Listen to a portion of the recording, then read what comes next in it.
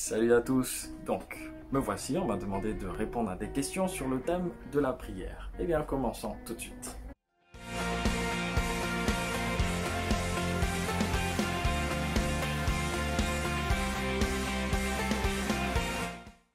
Qu'est-ce que la prière pour toi, Keith? Je retourne la question. À ton avis, pour toi, c'est quoi la vie? C'est compliqué à expliquer en un mot. Donc, pour moi, la prière, c'est pareil. La prière, c'est 1000 sentiments. La prière, c'est 1000 états. La prière, c'est 1000 actions. C'est plusieurs choses. À partir de mon expérience personnelle, j'aurais dit que la prière, c'est une relation avec une personne que j'aime et que j'aime par-dessus tout. Et la personne que j'aime, je ne vais pas commencer à lui parler de ma vie et je ne vais jamais m'arrêter.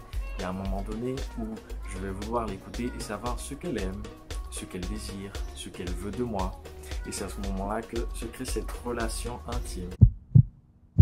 La véritable prière, je pense que c'est ça pour moi. C'est une relation avec Dieu, une relation d'amour. Comment ça se passe la prière? J'aurais dit que la prière, c'est un moment extraordinaire. Ça ne veut pas dire que forcément je vais vivre un moment d'extase et puis je serai en train de voir des anges partout. Mais la prière, c'est un moment où je ne me cherche pas en moi-même, mais je me cherche en Dieu. Et c'est là où je cherche Dieu en moi-même. Prière jaculatoire ou spontanée? Question difficile. C'est quoi la prière jaculatoire? La prière jaculatoire, ce sont ces prières écrites, le Je vous salue Marie, le Notre Père, ces prières-là qui nous aident à nous inspirer pour savoir où est-ce qu'on veut aller.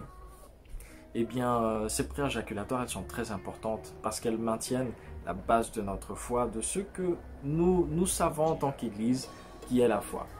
Et la prière spontanée, c'est un moment où je m'abandonne à Dieu, je suis très sincère, libre avec lui. C'est le moment où je le dis que je l'aime. C'est le moment où je me révolte, je dis Seigneur, c'est pas possible. Et c'est un moment où je vis le cœur à cœur avec lui. Et ça, c'est très important dans une relation. Quel est le meilleur moment pour prier? Moi, perso, je vais parler de mon expérience. Je vis une prière matinale. J'aime bien offrir mes premières heures au Seigneur. Je pense que voilà, c'est bon d'offrir les prémices de ce qu'on a. Mais sinon, je ne pourrais pas dire que c'est mauvais de prier le soir. Si c'est le meilleur moment pour toi, qu'est-ce que je peux dire?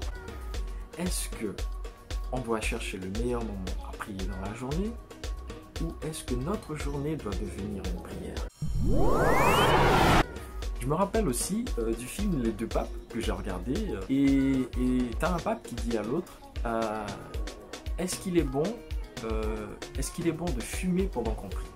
Et puis là, le pape Benoît XVI, il est intrigué par la question du pape François et là il retourne la question, vu qu'il a dit non, bien évidemment.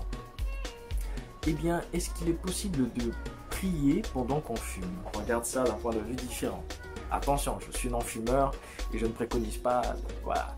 Mais à ce moment-là, si on prend ça comme exemple, on peut prendre aussi comme exemple, est-ce qu'il est possible de prier pendant que je suis dans les réseaux sociaux? Est-ce qu'il est possible de prier pendant que je mange? Est-ce qu'il est possible de prier pendant que je m'amuse avec mes copains? Oui. Tout est possible quand on prie, mais en sachant que le Seigneur, il illumine notre volonté, notre intelligence pour que nous puissions vivre selon son modèle qui est le Christ. Ça, c'est le plus important. Est-ce que Dieu te donne tout ce que tu demandes? Je pense que je vais devoir attendre jusqu'à la fin de ma vie pour savoir. Non. Le Seigneur ne me donne pas tout ce que je demande. En revanche, le Seigneur me donne souvent des choses que je ne demande pas, mais dont j'avais extrêmement besoin et je ne savais pas jusqu'à ce point-là. Sinon, parfois, il ne me donne pas du tout, parce qu'il sait que ce n'est pas bon pour moi, ou que ce n'est pas le bon moment pour cela. Donc voilà, j'ai répondu à ces questions-là, et j'espère que ça t'a plu, et on se voit à une prochaine. Peace, shalom.